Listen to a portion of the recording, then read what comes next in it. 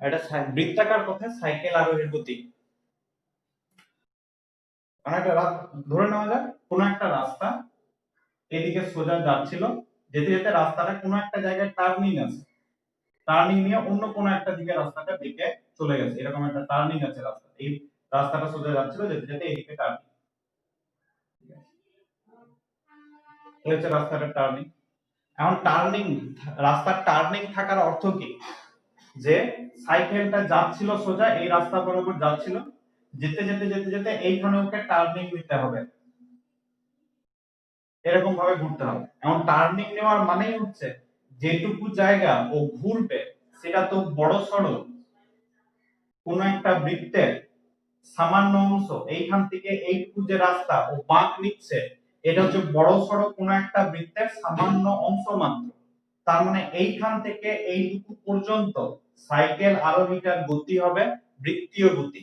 তার মানে এই সাইকেল আরোহীর গতির প্রকৃতি কেমন হবে সেটা যদি বুঝতে হয়, তাহলে আমাকে এখানে বৃত্তীয় গতি সংক্রান্ত ক্যালকুলেশন গুলো এর সাথে করতে হবে। ঠিক আছে, বৃত্তীয় গতির ক্ষেত্রে যা যা ঘটে সেই সবগুলো এইখানে ঘটনাটা ঘটবে এবং সেই সংক্রান্ত ক্যালকুলেশন গুলো করব যে কি কি হবে। এখন দেখো কি কি হবে, উপরটা হচ্ছে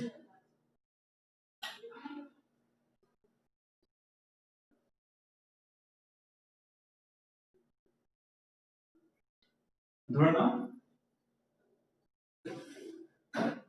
এই হচ্ছে রাস্তা,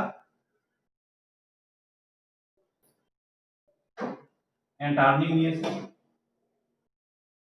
এটা রাস্তাটা, এই রাস্তা বরাবর টার্নিং নিয়ে কোন একটা সাইকেলকে বাঁক নিতে হবে, সাইকেলটা আসছিল এই রাস্তা বরাবর এবং এইখানে গিয়ে পরে বাঁক নিয়ে এইদিকে ঘুরবে এবং এইদিকে যাবে। ঠিক আছে, এখন এই জায়গায় যে টার্নিংটা ও নিচ্ছে এটা বড়সড় কোন একটা বৃত্তের সামান্য অংশ মাত্র, এইখান থেকে যদি শুরু করে এত দূর পর্যন্ত রাস্তাটা দেখি, এইটা সরল রৈখিক পথ, এই দিকটাও সরল রৈখিক পথ, শুধুমাত্র এইটুকু পথটা হচ্ছে বৃত্তাকার। তার মানে এইখানে সাইকেল আরোহীর গতিটা হবে বৃত্তীয় গতি, যার একটা এই পুরো বৃত্তাকার পথটার একটা কেন্দ্র আছে, এখানে ধরে নিচ্ছি বৃত্তাকার পথটা হচ্ছে কেন্দ্র। তাহলে এইটুকু টার্নিং নেওয়া মানে হচ্ছে এই বৃত্তাকার পথটার ব্যাসার্ধ যদি কিছু একটা ধরে নাও, ব্যাসার্ধ হচ্ছে আর, টার্নিং নেওয়া মানে হচ্ছে আর ব্যাসার্ধের বৃত্তাকার পথ বরাবর ঘোরা। এখন আর ব্যাসার্ধের বৃত্তাকার পথ বরাবর ঘুরতে গেলে কি কি ঘটনা ঘটবে, আমাদের প্রত্যেকেরই সাইকেল চালানোর অভিজ্ঞতা আছে, আমরা যখন কোনো একটা টার্নিং এ বাঁক নিই তখন আমাদের একটা নির্দিষ্ট দিকে হেলে যেতে হয়। ঠিক আছে, বা যদি টিভিতে মোটরসাইকেল রেস গুলো দেখে থাকো তাহলে খুব ভালো করে বুঝতে পারবে যে মোটরসাইকেল গুলো যখন হাই স্পিডে কোনো একটা টার্নিং নেয় তখন প্রায় মাটির সাথে হেলে পড়ে, অনেকটা হেলে পড়ে। এই যে হেলে পড়ে, কেন আমাদেরকে হেলে যেতে হয় আর কোন দিকেই বা হেলে যেতে হয়, খেয়াল করে দেখবে আমরা যেদিকে টার্নিং নিই বা মোটরসাইকেলটা যেদিকে টার্নিং নিচ্ছে হাই স্পিডে সেই টার্নিং এর দিকেই হেলে যেতে হয়। যদি এইটা রাস্তা হয়, আমরা ধরেছি পেনটা হচ্ছে সাইকেল, তাহলে সাইকেলটা এই বরাবর আসছিল, ঠিক আছে, সোজা রাস্তা বরাবর আসছিল, কোনো অসুবিধা নেই। ঠিক আছে, যেই ও টার্নিং এর জায়গায় আসবে, টার্নিংটা নিতে যাবে, তখন ওকে টার্নিং এর দিকে খানিকটা হেলে যেতে হবে, এরকম ভাবে টার্নিং এর দিকে হেলে আবার এখানে এসে সোজা হয়ে সোজা রাস্তা বরাবর যেতে পারে। পেনটাকে যদি খেয়াল করো তাহলে এরকম ভাবে ঘুরবে, এইদিকে সোজাই থাকবে, কিন্তু যখনই টার্নিংটা নিতে যাবে তখন সামান্য এইদিকে হেলে যাবে, তারপর ঘুরবে, আবার এখানে এসে সোজা হয়ে চলে যাবে। এই যে আমাদের হেলে যেতে হয় টার্নিং এর নেওয়ার সময়, কেন হেলে যেতে হয়, কতটা হেলে যেতে হবে, এই ক্যালকুলেশন গুলো আমাদের এখানে করতে হবে। ঠিক আছে, তো ধরে নাও যে এই টার্নিং নেওয়ার সময় কোন একটা টাইমে এইখানে আছে আরোহী বা সাইকেলটা এইখানে আছে, কারণ সাইকেলটা যদি এইখানে থাকে সাইকেলটা কোন বরাবর থাকবে, সাইকেলটা থাকবে অনুভূমিক দিকের সাথে খানিকটা হেলে থাকবে। ঠিক আছে, তো ধরে নিচ্ছি হেলে আছে সাইকেলটা এই বরাবর হেলে আছে, এই দিকে কতটা হেলে আছে না, এইটা যদি উল্লম্ব দিক হয় মাটি থেকে উল্লম্ব দিক, তাহলে উল্লম্ব দিকের সাথে ধরে নিচ্ছি থিটা কোণ করে সাইকেলটা হেলে আছে, থিটা কোণ করে সাইকেলটা হেলে আছে। এরকম অবস্থায় কি কি বল সাইকেলের উপরে কাজ করবে, এক, পৃথিবী, আমি যদি সাইকেলের উপর চেপে আছি তাহলে পৃথিবী আমাকে টানছে উল্লম্ব ভাবে নিচের দিকে, ঠিক আছে। এটা যেহেতু উল্লম্ব দিক, তাহলে উল্লম্ব ভাবে নিচের দিকে পৃথিবী টানছে কত বল দ্বারা, না আরোহী সমেত সাইকেলের ভর যদি m হয় তাহলে m ইনটু g, এই বল দ্বারা পৃথিবী নিচের দিকে টানছে। m টা কার ভর? সাইকেলের ভর নয়, সাইকেল আর আরোহী দুটো মিলিয়ে মোট ভর হচ্ছে m, mg বল দ্বারা নিচের দিকে টানছে। এখন আমি সাইকেলের উপর চেপে আছি, পৃথিবী আমাকে টানছে নিচের দিকে, আমি তাহলে মাটির মেঝের উপর একটা বল প্রয়োগ করব, মেঝে আর সমান বিপরীত মুখে একটা লম্ব প্রতিক্রিয়া দেবে, তাহলে মেঝে একটা প্রতিক্রিয়া দেবে, কিন্তু প্রতিক্রিয়া দেবে কার উপরে? নিশ্চয়ই সাইকেলের উপরে। আর সাইকেলটা তো হেলে আছে এই দিকে, তাহলে প্রতিক্রিয়াটাও হবে এই বরাবর, সাইকেলটা যেদিকে হেলে আছে সে সাইকেল বরাবর হবে প্রতিক্রিয়াটা। ধরেছি প্রতিক্রিয়া বলটা হচ্ছে n, n হচ্ছে প্রতিক্রিয়া বল, সাইকেল বরাবর প্রতিক্রিয়া বল। এই প্রতিক্রিয়া বলটার দুখানা উপাংশ থাকবে, কি কি? একটা উল্লম্ব দিক বরাবর উপাংশ, যেহেতু এই অ্যাঙ্গেলটা থিটা সেহেতু উল্লম্ব দিকে উপাংশ হবে n cos থিটা।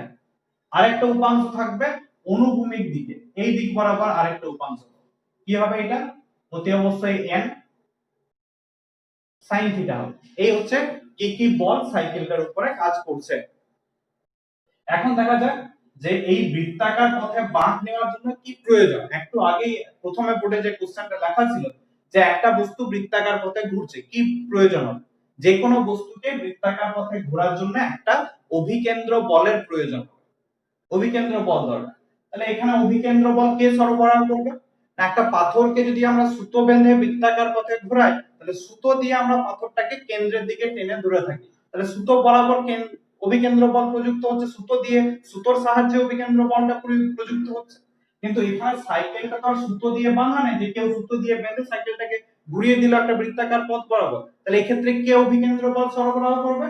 না এই যে n লম্ব প্রতিক্রিয়াটা এর একটা উপাংশ, এই n sin থিটাটা দেখো কেন্দ্রের দিকে আছে, যেদিকে কেন্দ্রটা আছে সেই দিকে, এই n sin থিটা উপাংশটাই অভিকেন্দ্র বল সরবরাহ করতে সাহায্য করবে, ঠিক আছে।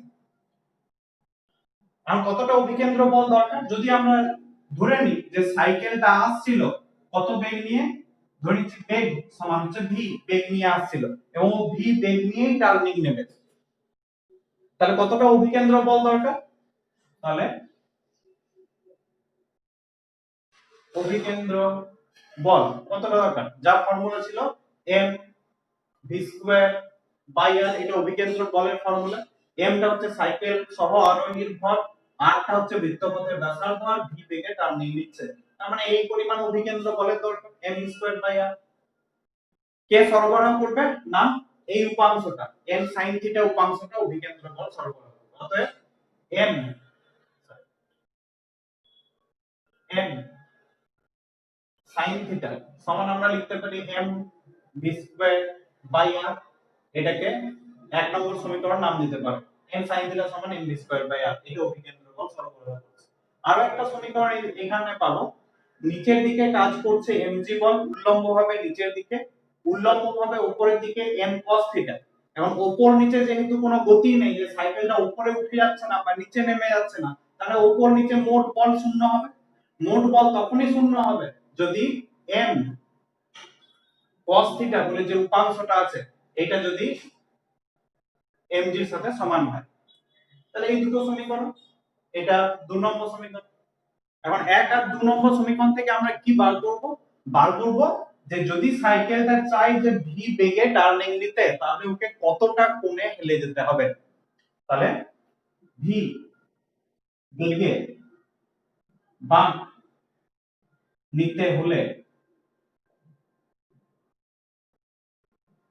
কত কোণে বেগে যেতে হবে, কত কোণে? আপাতত ধরে নিচ্ছি থিটা কোণে, তো আমরা থিটাটা নির্ণয় করতে হবে। এই দুটো সমীকরণ থেকে থিটা দেখো পেয়ে যাবে কিভাবে? না যদি 1 নম্বর সমীকরণ ডিভাইড বাই 2 নম্বর সমীকরণ করে দাও, 1 নম্বরকে 2 নম্বর সমীকরণ দিয়ে ভাগ করো, তাহলে লেফট হ্যান্ড সাইড থেকে কি পাবে? লেফট হ্যান্ড সাইড থেকে পাবে দেখো এই n m দুটো ক্যান্সেল করে যাবে, তার মানে পড়ে থাকবে tan থিটা সমান রাইট হ্যান্ড সাইডে যদি দেখো mv square by r divide by mg, দেখো দুটো m কাটা যাবে, পড়ে থাকবে v square divide by rg। এখন v বেগে বাঁক নিতে হলে, তার মানে বেগটা তোমার জানা, যে কত বেগে তুমি বাঁক নিচ্ছ, v এর মানটা জানা, কত ব্যাসার্ধের বৃত্তপথে বাঁক নিতে হবে সেটাও জানা, r টাও জানা, আর g তো অভিকর্ষীয় ত্বরণ এর মানটা জানা আছে। তার মানে এই দিকে তিনটে রাশি জানা, যদি জানা থাকে তাহলে থিটার মানটা বেরিয়ে যাবে। সাপোজ v এর মান, r এর মান, g এর মান বসিয়ে দিয়ে এটা 1 বেরিয়ে গেল, তাহলে tan থিটা সমান 1, তার মানে থিটা সমান 45 ডিগ্রি, অর্থাৎ 45 ডিগ্রি কোণে বেঁকে যেতে হবে। ঘটনা ঘটতে পারে এরকম, ঠিক? তাহলে এই ফর্মুলা থেকে কি পাবো? এই ফর্মুলাটা থেকে পাবো যে ভি বেগে বাঁক নিতে গেলে কতটা কোণে ওকে হেলে যেতে হবে, এটা একটা ক্যালকুলেশন। কিন্তু আমাদের বাস্তব অভিজ্ঞতা বলে যে আমরা যদি একটা টার্নিং নিতে চাই সাইকেলে, খুব হাই স্পিডে সাইকেল চালিয়ে নিয়ে যাচ্ছি, আর আমরা ভাবলাম যে কোন রকম ব্রেক না দেবে আমি টার্নিং নেব, কি ঘটনা ঘটবে আশা করি সবাই এক্সপেরিয়েন্স করতে পারবে, যে খুব হাই স্পিডে যদি আমরা টার্নিং নিতে যাই তাহলে সাইকেলটা স্কিড করে যাবে, চাকাটা পিছলে চলে যাবে এবং তুমি পড়ে যাবে। খুব হাই স্পিডে টার্নিং নেওয়া যায় না সাইকেলে করে, ঠিক আছে? এখন সাইকেলটা তাহলে স্কিড করে যায় কেন বা পিছলে যায় কেন সাইকেল, সেই সংক্রান্ত ক্যালকুলেশনে আসতে হবে, যে তাহলে ম্যাক্সিমাম কত বেগ নিয়ে আমরা একটা টার্নিং নিতে পারবো, আর খুব হাই স্পিডে কেন টার্নিংটা নেওয়া যায় না। কারণ এই সাইকেলটার কথায় যদি বিচার করি, যে সাইকেলটা এদিকে আসছিল বৃত্তাকার পথে টার্নিং নেবে, খুব হাই স্পিডে আসছে, ঠিক আছে? কারণ হাই স্পিডে যদি আসে তাহলে এইখান থেকে শুরু করে এত দূর পর্যন্ত পথটা হচ্ছে বৃত্তাকার পথ। বৃত্তাকার পথে যখন ঘুরছে তখন একটা অভিকেন্দ্র বল তো অতি অবশ্যই দরকার, তাছাড়া বৃত্তাকার পথে ঘুরবে না। কিন্তু বৃত্তাকার পথে ঘুরলে সাইকেলটার উপর একটা অপকেন্দ্র বলও কাজ করবে। অপকেন্দ্র বল কোন দিকে কাজ করবে?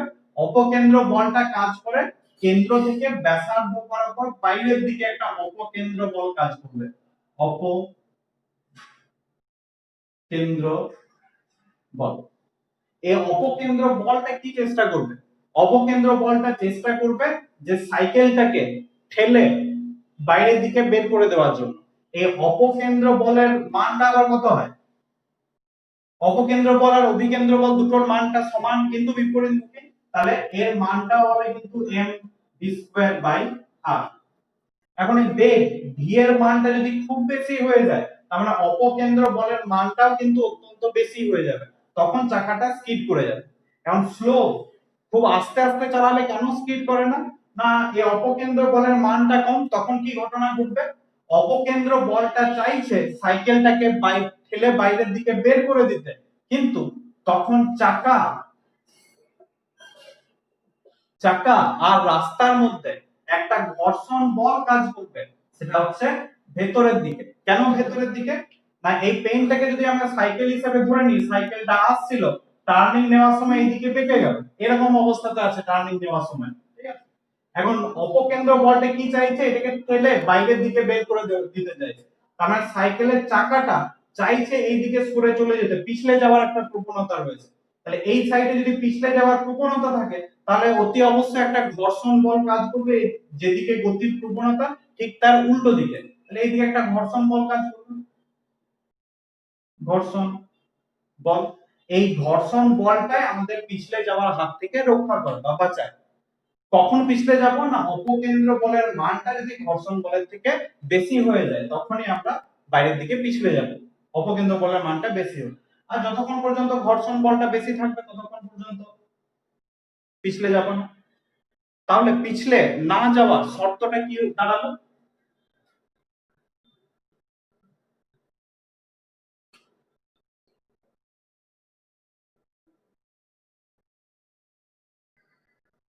পিছলে না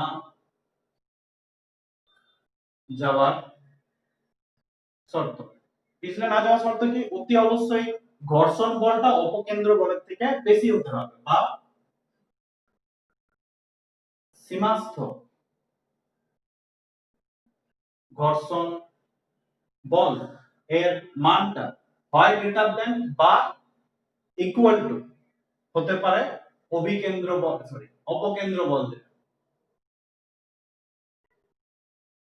অপকেন্দ্র বল। যদি বেশি হয় তাহলে পিছলে যাবেন। এরপর সীমাস্থ ঘর্ষণ বলের মানটা ঘর্ষণ বলটাকে সচরাচর আমরা ছোট হাতের এফ দ্বারা ইন্ডিকেট করি, তাহলে এফ টা greater than or equal to কার সাথে হতে হবে অপকেন্দ্র বল মানে M V square by R. F F এর ফর্মুলা কি হয়? এফ এর ফর্মুলা হয় মিউ ইনটু লম্ব প্রতিক্রিয়া। লম্ব প্রতিক্রিয়া মানে এখানে কোনটা লম্ব প্রতিক্রিয়া? ঘর্ষণ বলের সাথে যে প্রতিক্রিয়া বলটা লম্ব ভাবে আছে 90 ডিগ্রি কোণ করে আছে, তার মানে এইটা n cos থিটা। তাহলে mu into n cos theta, এটা হচ্ছে লম্ব প্রতিক্রিয়া। এমনিতে আমরা জানি মিউ ইনটু n হয়, n টা লম্ব প্রতিক্রিয়া, কিন্তু এই ক্ষেত্রে n টা লম্ব ভাবে নেই, কিন্তু তাহলে লম্ব প্রতিক্রিয়াটা নিতে হবে n cos থিটাটা নিতে হবে। তাহলে mu into n cos theta এইটা greater than or equal to হবে m v square by r। আবার n cos থিটাটা কার সাথে সমান? n cos থিটাটা সমান হচ্ছে amg এর সাথে, তাহলে n cos থিটার জায়গায় mg বসিয়ে দিতে পারি। তাহলে মিউ ইনটু mg এটা greater than or equal to হবে m v square by r এর সাথে। এখান থেকে দেখো v এর মানটা পেয়ে যাবে। দেখো দুটো m, এই দিকের m এই দিকের m ক্যান্সেল করবে, এখান থেকে v সমান দেখো পাবে r টাকে যদি এইদিকে নিয়ে চলে আসো তাহলে root over of mu R G, sorry সমান হবে না, v টা ইকুয়াল টু হবে less than or equal to এটা।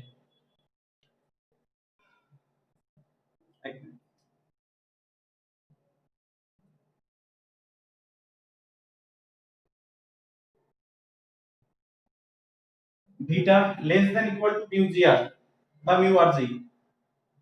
এর মিনিংটা কি দাঁড়ালো? যে v এর মানটা যদি এর থেকে কম বা সমান হয় তবে চাকাটা পিছলে যাবে না। যদি v এর মানটা মিউ হচ্ছে চাকা রাস্তার মধ্যে ঘর্ষণ গুণাঙ্ক, এটা একটা ধ্রুবক রাশি, এর মান নির্দিষ্ট আছে। একটা রাস্তা যখন তৈরি হয়ে যাবে তখন এই বৃত্তপথের ব্যাসার্ধ আরটাও নির্দিষ্ট, আরটাও ধ্রুবক। জি, যেটা তো অভিকর্ষজ ত্বরণ, এ তো ধ্রুবক রাশি, তার মানে এইদিকে পুরোটাই হচ্ছে ধ্রুবক রাশি। তাহলে v এর একটা নির্দিষ্ট মান পাবো, তাহলে v এর মানটা এর থেকে যদি বেশি হয়ে যায় তাহলে চাকাটা স্কিড করে যাবে, আর যদি কম হয় তাহলে স্কিড করবে না বা পিছলে যাবে না। এটা হচ্ছে পিছলে না যাওয়ার শর্ত, যে v এর মানটা এর থেকে অন্তত পক্ষে কম হতে হবে বা নিজের পক্ষে সমান হতে পারে, বেশি হওয়া চলবে না। তাহলে সর্বোচ্চ কত বেগে ও বাঁকটা নিতে পারে? সর্বোচ্চ কত বেগে বাঁক নিতে পারে?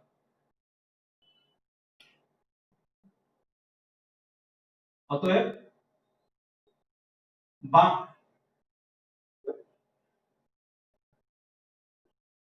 নেওয়ার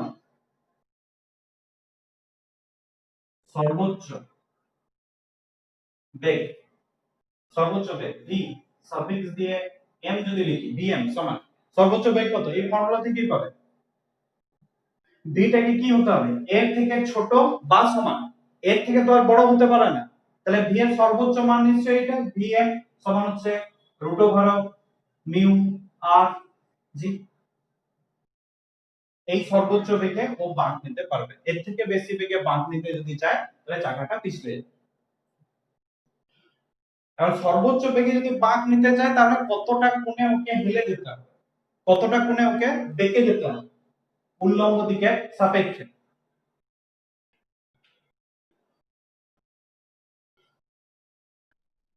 বলো।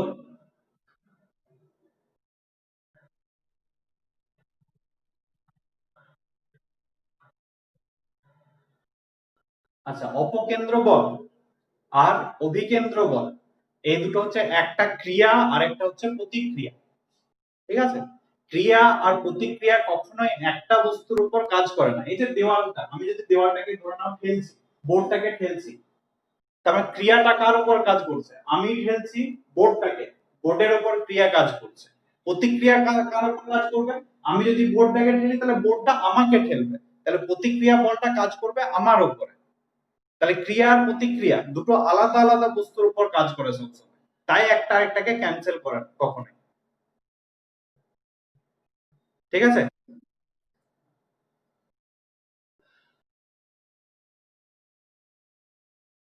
আচ্ছা, এটা হচ্ছে সর্বোচ্চ বেগে কত বেগে বাঁক নেওয়া যাবে। এরপর এই সর্বোচ্চ বেগে বাঁক নিতে গেলে কতটা কোণে ওকে হেলে যেতে হবে।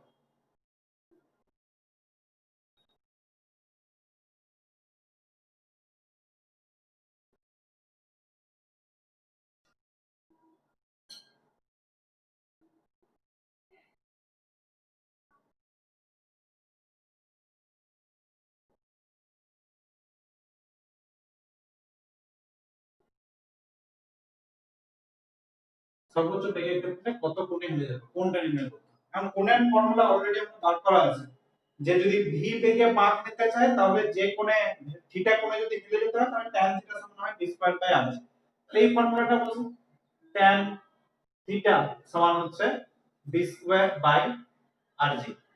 এখন যদি এই বেগে আমরা বাঁক নিতে চাই vm বেগে, তাহলে tan থিটার জায়গায় অন্য কিছু একটা হবে, থিটা m ধরে নিচ্ছি। tan থিটা m সমান v m square by rg। এই ফর্মুলা হবে। যদি vm বেগে বাঁক নিতে চাই থিটা m কোণে ধরে নিচ্ছি বেগে যেতে হবে।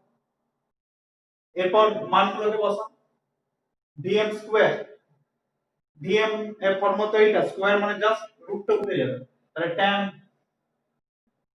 থিটা সাফিক্স দিয়ে m সমান উপরে উঠে হবে মিউ rg, আর নিচে একটা rg আছে, তারপর r কেটে দিয়ে চলে আসবে tan থিটা m সমান হবে মিউ হচ্ছে ঘর্ষণ গুণাঙ্ক, একটা ধ্রুবক রাশি। মিউ এর মান যদি জানা থাকে তাহলে থিটা m বেরিয়ে যাবে। তাহলে এই থিটা m কোণে বেঁকে বেঁকে দিতে হবে। এই হচ্ছে সাইকেল আরোহীর গতি।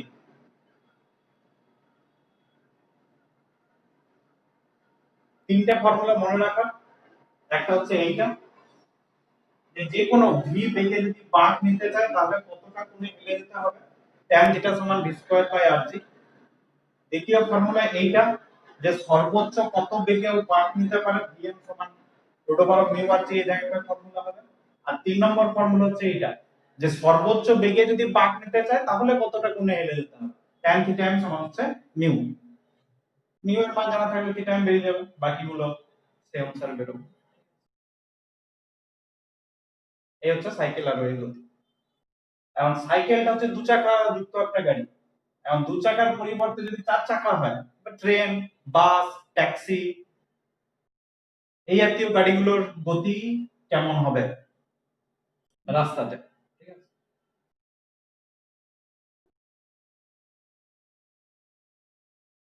তাহলে পরের টপিকে আসা যাক।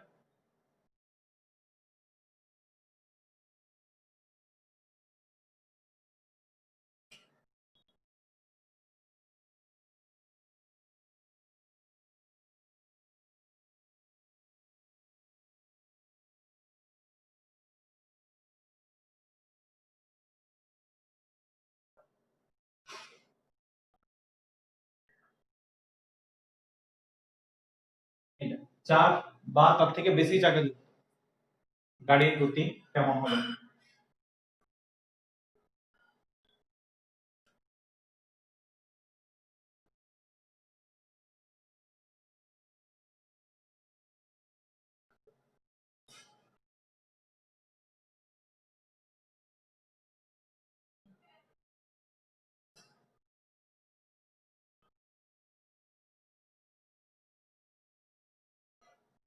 অনুভূমিক রাস্তা মানে রাস্তাটা ফ্ল্যাট প্লেন রাস্তা, যদি টার্নিং নিতে চায় তখন কি কি ঘটনা হবে।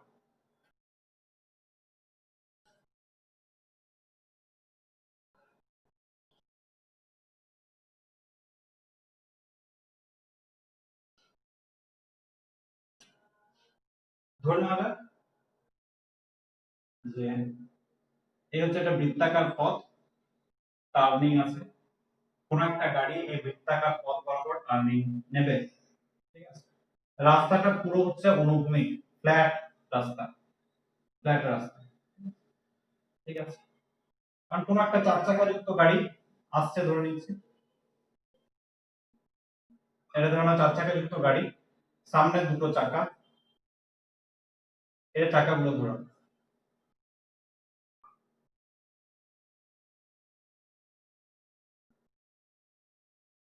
এই গাড়িটা আসছে এদিকে টার্নিং নেবে।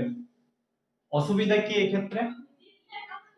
অসুবিধা হচ্ছে যদি দু চাকা যুক্ত গাড়ি হতো, এই টার্নিংটা নিতে চাইতো, টার্নিং নেওয়া মানে যথারীতি তো আমার সেই সরলরৈখিক পথে আসছিল, কিন্তু এই জায়গায় এসে পরে রাস্তাটা যেহেতু বেঁকে গেছে, সেহেতু ওকে বৃত্তাকার পথেই ঘুরতে হবে খানিকটা।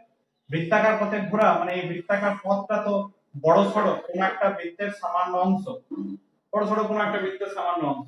তাহলে বৃত্তাকার পথে যেহেতু ঘুরতে হবে, বৃত্তীয় গতি বিচার করতে হবে, যার কেন্দ্র এখানে। বাঁক নেওয়া মানে কোন একটা ব্যাসার্ধের বৃত্তপথে ঘোরা। ধরে নিচ্ছি বৃত্তপথটার ব্যাসার্ধ হচ্ছে আর কিছু একটা আর। এখন যদি এটা চার চাকার গাড়ি না হয়ে সাইকেল হতো, সাইকেলের ক্ষেত্রে একটা সুবিধা আছে। কি সুবিধা? সাইকেলটা সোজা আসছিল, আস্তে আস্তে আস্তে আস্তে যখনই টার্নিং নেবে তখনই কেন্দ্রের দিকে হেলে যাবে।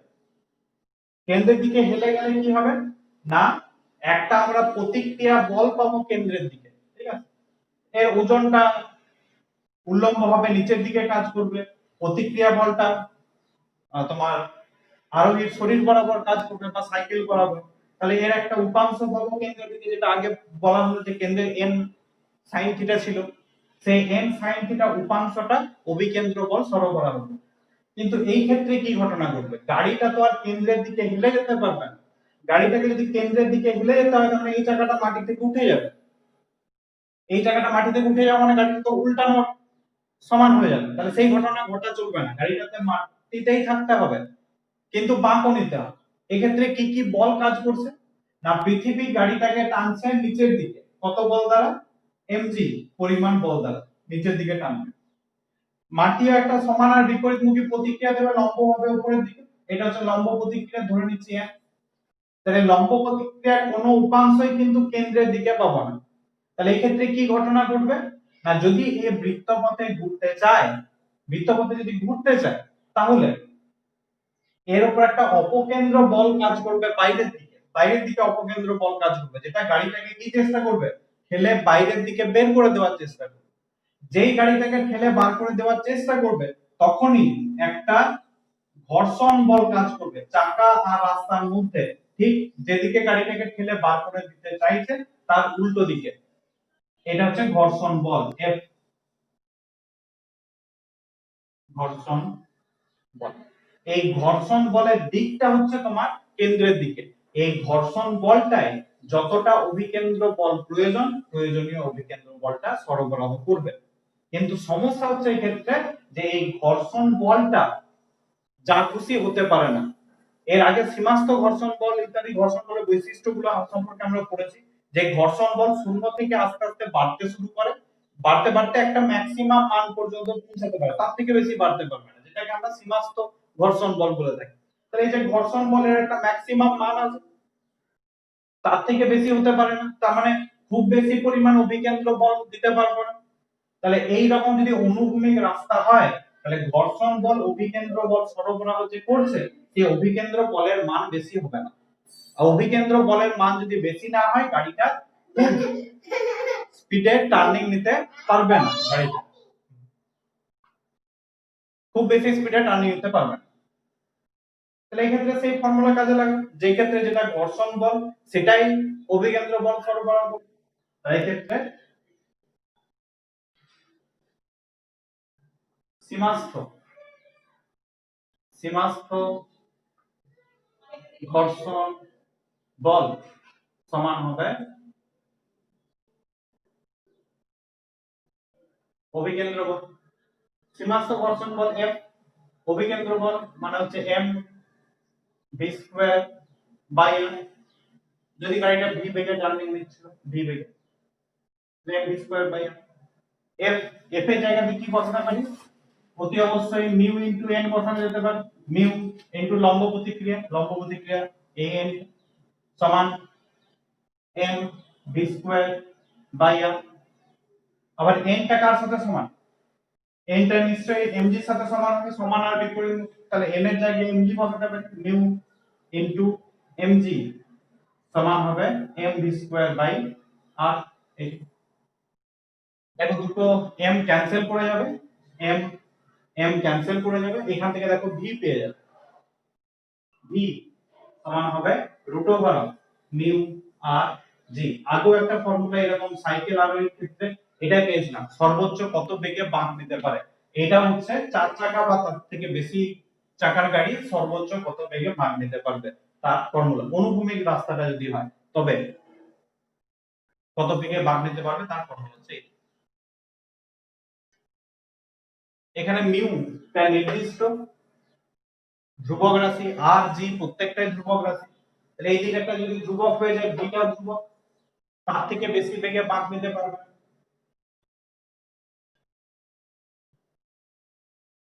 এটাই হচ্ছে সর্বোচ্চ বেগ, যে বেগে ও টার্নিং দিতে পারবে অনুভূমিক রাস্তাতে। কিন্তু রাস্তাটা যদি অনুভূমিক হয় তাহলে বিপদ ঘটার সম্ভাবনা অনেক বেশি। কেন বিপদ ঘটার সম্ভাবনা বেশি? কারণ এক্ষেত্রে কেবলমাত্র একটাই ঘর্ষণ বল এফটাই আছে, যেটা অভিকেন্দ্র বল সরবরাহ করবে, আর কেউ কিছু নেই। কারণ এফ এর মানটা তো অত্যন্ত কম, তাহলে অভিকেন্দ্র বলের মানটাও অত্যন্ত কম হবে। ঠিক আছে, যে পরিমাণ এফ এর মানটা কম, তাহলে ভি এর মানটাও নিশ্চয়ই কম হতে হবে তার সাথে ম্যাচ করার জন্য। তাহলে একটা গাড়ি যদি খুব বেশি স্পিডে টার্নিং নিতে চায় তাহলে কিন্তু ও পিছলে পিছলে যাবে, গাড়িটা পিছলে যাবে পিছন দিকে, মানে বাম যেদিকে আছে তার বিপরীত দিকে পিছলে যাবে। সেই পিছলে যাওয়াটা যদি আটকাতে হয় তাহলে বিশেষ ভাবে রাস্তাটাকে তৈরি করতে হবে। কি রকম বিশেষ ভাবে? এটাকে বলা হয় বৃত্তপথের ব্যাংকিং। বড় বড় টার্নিং এ খেয়াল করবেন, যেগুলো হাইওয়ে তার টার্নিং গুলোতে রাস্তাটা একটা বিশেষ ভাবে তৈরি করা হয়। কিরকম না, যদি আমরা ধরে নিই যে এরকম ভাবে রাস্তাটা যাচ্ছে, এখানে টার্নিং আছে, এরকম ভাবে টার্নিং আছে, তাহলে রাস্তাটা তৈরি করার সময় যেটা টার্নিং এর বা বৃত্তপথটা, এরকম বৃত্তপথে টার্নিং নিতে হবে, যেটা বৃত্তপথের কেন্দ্রের দিক, সেই কেন্দ্রের দিকটাকে খানিকটা ঢালু করে দেওয়া হয় আর বাইরের দিকটাকে খানিকটা উচ্চতায় রেখে দেওয়া হয়। এরকম আনত ভাবে রাস্তাটাকে তৈরি করা হয়। ঠিক আছে, বেশ বড় বড় হাইওয়ে গুলোতে দেখবে যে রাস্তাটা তোমার ফ্ল্যাট থাকে না, অনুভূমিক থাকে না, খানিকটা কাজ করে আছে, যেটা টার্নিং এর দিক সেই দিকটা ঢালু আর বাইরের দিকটা উঁচু। এরকম ভাবে করলে সুবিধাটা কি হয়? এরকম ভাবে করলে সুবিধাটা হচ্ছে, এরকম যদি রাস্তাটা এরকম হয়, অর্থাৎ এরকম আনত ভাবে, তাহলে গাড়িটাও কি থাকবে, ধরে নিচ্ছি এটা হচ্ছে গাড়ি, তাহলে গাড়িটাও আনত ভাবে থাকবে। গাড়ি যদি আনত ভাবে থাকে তাহলে দেখো এর ওজন এমজিটা কোন দিকে কাজ করবে, ওজনটা কাজ করবে নিচের দিকে, নত তলটা এর উপর একটা প্রতিক্রিয়া দেবে।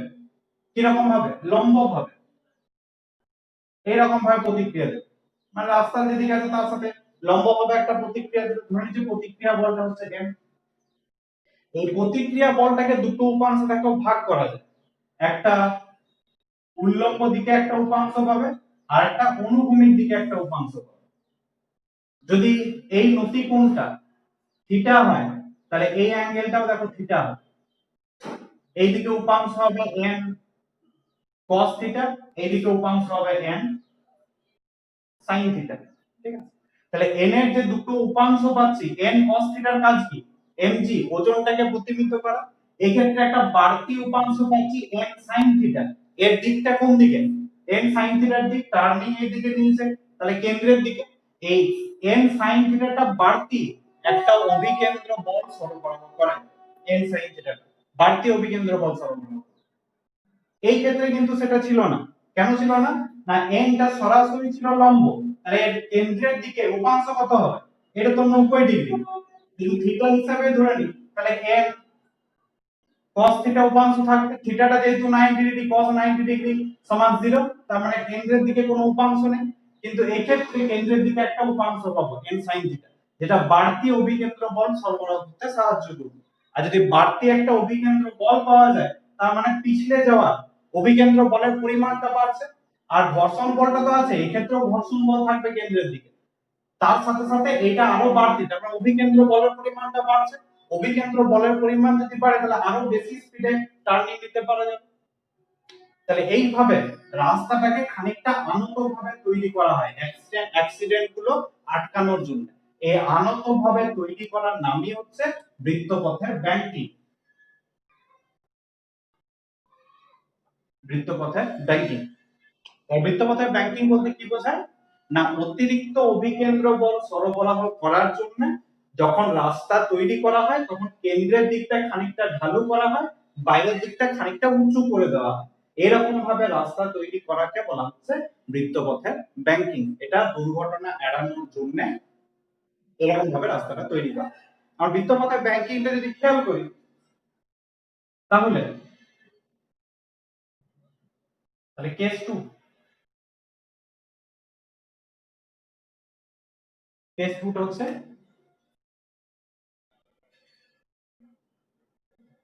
ব্যাংকিং যুক্ত রাস্তা যদি থাকে, কেস 2। ব্যাংকিং যুক্ত রাস্তার ক্ষেত্রে দেখো যে n sin থিটা এটা বাড়তি অভিকেন্দ্র বল সরবরাহ করবে। কারণ ঘর্ষণ বলটাকে যদি আমরা বাদও দিয়ে দিই, ধরেন যে ঘর্ষণ বল নেই, তাও n sin থিটাটা আছে অভিকেন্দ্র বল সরবরাহ করার জন্য। তাহলে এই ক্ষেত্রে n sin থিটা যেটা, এটা প্রয়োজনীয় অভিকেন্দ্র বল যদি সরবরাহ করে তাহলে n sin থিটা সমান হবে m v square by r। আর কি হবে, ছবি অনুসারে বলছে যে n cos থিটাটা কার সাথে সমান হবে, mg এর সাথে। এটাকে এক নম্বর সমীকরণ নাম দিলাম। আর n cos থিটা এটা mg এর সাথে সমান হবে। এই রাস্তাটাকে এরকম ভাবে তৈরি করা আর সাইকেলের গতির মধ্যে মিল আছে কি না, রাস্তাটা অনুভূমিক থাকলেও সাইকেলটা বেঁকে যেতে পারে, ফলে n sin থিটা উপাংশটা পেয়েছিলাম। আর চার চাকার গাড়ি তো বাঁকতে পারবে না, তাই বাঁকানোর জন্য রাস্তাটাকেই বাঁকিয়ে দেওয়া হয়েছে, হেলিয়ে দেওয়া হয়েছে, যাতে গাড়িটা ওইদিকে হেলে থাকে। ফলে n sin থিটা উপাংশটা পাবো, তার মানে গতি দুটো সেম প্রকৃতির হলো, একই প্রকৃতির হলো। তাহলে এটাকে 2 নম্বর সমীকরণ নাম দিই। এখান থেকে কি পাবো, এখান থেকে দেখো পাবো tan থিটা পেয়ে যাবো। tan থিটা সমান কত, v স্কয়ার বাই r। এই সমীকরণটা কিসের সমীকরণ না, যদি কোনো একটা গাড়ি চায় যে v বেগে টার্নিং নেব, তাহলে এই বৃত্তপথে যেটা ব্যাংকিং, এটাকে ব্যাংকিং কোণ বলা হয়। এই ব্যাংকিং কোণটাকে কত হতে হবে যদি v বেগে বাঁক নিতে চায়, তাহলে v বেগে বাঁক নিতে হলে ব্যাংকিং কোণের মান যদি থিটা হয় তাহলে tan থিটার ফর্মুলা হবে এটা, আগের ফর্মুলার সাথে সেম। সাইকেল আর এর ক্ষেত্রে এই ফর্মুলাটাই এসেছে।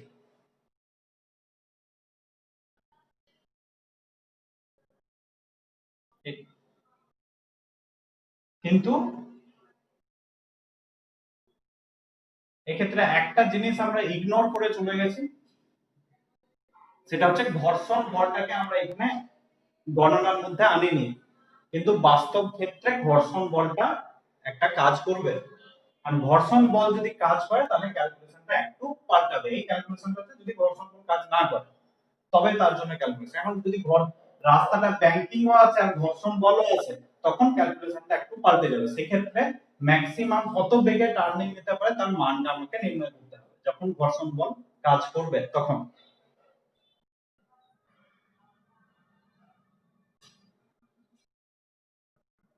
সেই ফর্মুলাতে আসলে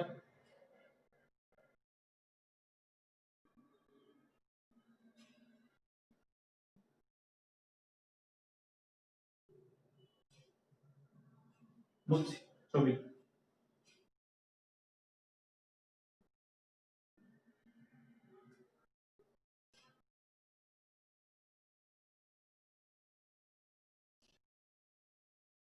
যদি ঘর্ষণ বল কাজ করে তার সংক্রান্ত ছবি হচ্ছে, হ্যাঁ ছবিটা একই হবে।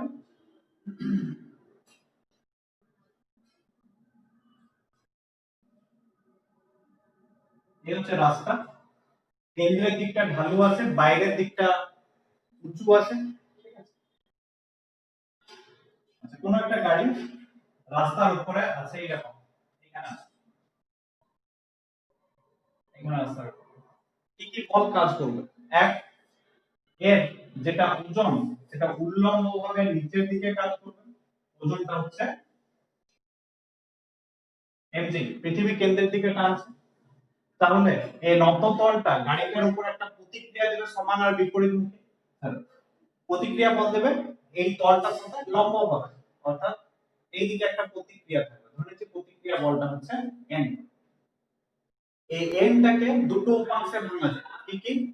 একটা উল্লম্বভাবে উপরের দিকে একটা উপাংশ, মানে mg যেদিকে আছে ঠিক তার অপোজিট দিকে একটা উপাংশ পাবো এইদিকে, আরেকটা উপাংশ পাবো সামনের দিকে। সামনের দিক মানে রাস্তাটা বাম, যেহেতু কেন্দ্রের দিকে, ওইটা মানে কেন্দ্রের দিকে একটা উপাংশ।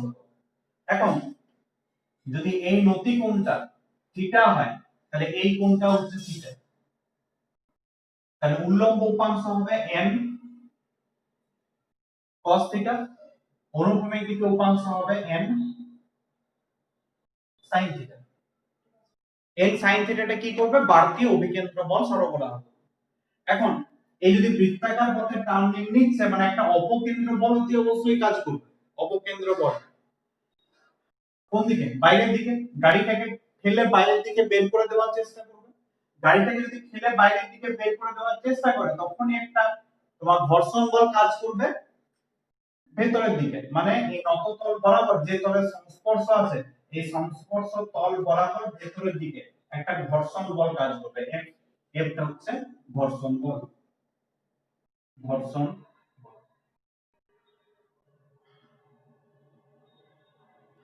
এফটাকে দুটো উপাংশে ভাঙা যায়। এফটাকে কি কি? না, এফ এর একটা উপাংশ পাবো এই অনুভূমিক দিকে n sin থিটা যেদিকে আছে সেই দিকে, আর একটা উপাংশ পাবো নিচের দিকে। এই অ্যাঙ্গেলটা যদি থিটা হয় তাহলে এই অ্যাঙ্গেলটাও থিটা হবে, আর থিটা হলে এফ এর এই দিকে উপাংশ হবে f cos থিটা, আর নিচের দিকে উপাংশ হবে f sin থিটা। এই হচ্ছে বিভিন্ন উপাংশের ভাগগুলো, কি কি বল কাজ করবে, আলটিমেট ঘর্ষণ বল থাকলে তার বিভিন্ন উপাংশ তার ছবি। এরপর ক্যালকুলেশনে যে এই ক্ষেত্রে অভিকেন্দ্র বল কে সরবরাহ করবে? যদি ঘর্ষণ বল আর প্রতিক্রিয়া বল রাস্তাটা এরকম আনত ভাবে থাকে, তাহলে কেন্দ্রের দিকে কি কি বল কাজ করছে? কেন্দ্রের দিকে কাজ করছে দুখানা বল, n sin থিটা আর f cos থিটা।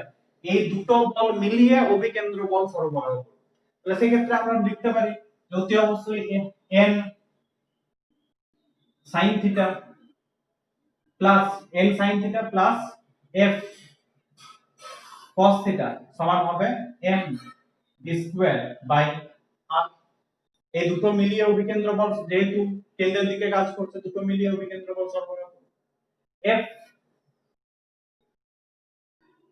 f এর জায়গায় কি লিখতে পারি?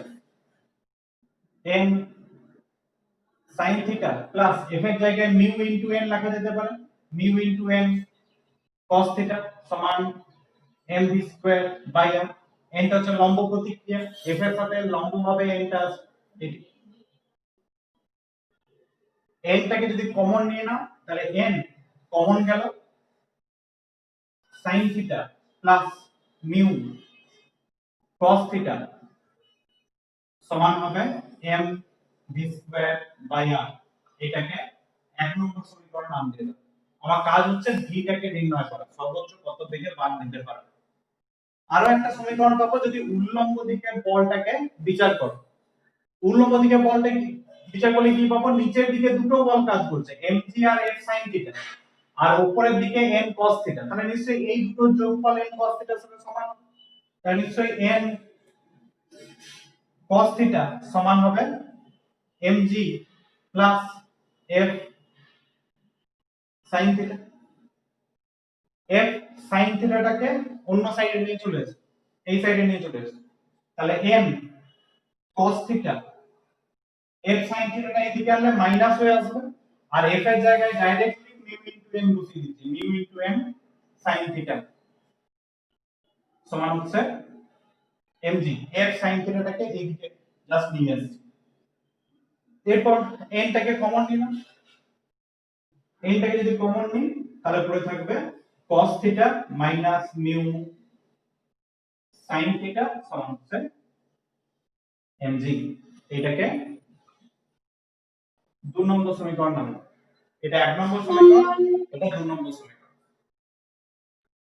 এবার যদি 1/2 করে দাও, 1 নম্বর সমীকরণ বাই 2 নম্বর সমীকরণ করো, তাহলে সেখান থেকে দেখো ভিটা পেয়ে যাবে। এদিকে n গুলো কাটা যাবে, এদিকে m গুলো কাটা যাবে, v এর কিছু একটা এক্সপ্রেশন বের হবে। এই v 1/2 করে v সমান কত এটা নির্ণয় করবে, এটা তোমাদের কাজ, বাড়ির কাজ।